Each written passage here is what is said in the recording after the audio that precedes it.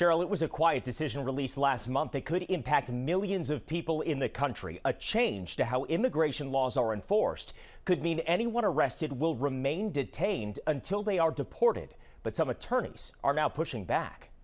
This week, the federal government said in court that since July, more than 1,800 people have been arrested in the Chicago area. But having their day in court is not a guarantee.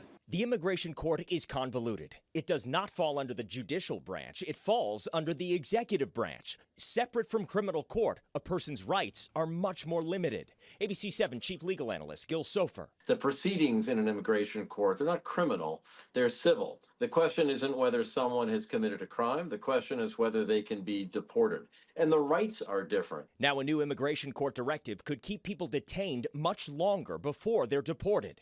In September, the Board of Immigration Appeals, the top administrative body which interprets and applies immigration laws, released a new decision.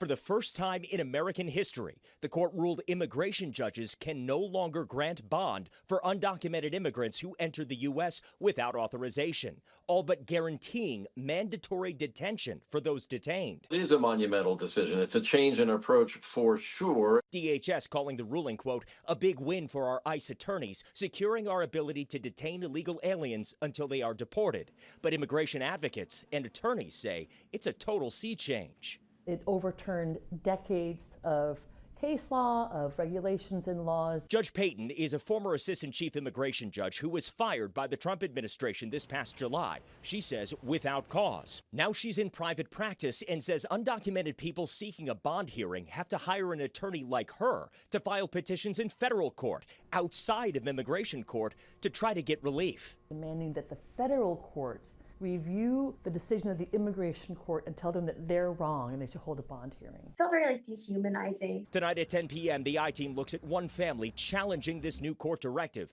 all to release their father. The moment they put him in a van, we didn't know where he was going. Now, the ACLU has sued the Trump administration over its no-bond policy from being enforced. A hearing in that case is scheduled a week from today. All because these immigration courts are under the executive, not the judicial branch of government. Absolutely. Different set of rules, different set of evidence, and different rights for the people coming before the judge. Of course, you're going to hear much more from Judge Payton tonight at 10 o'clock.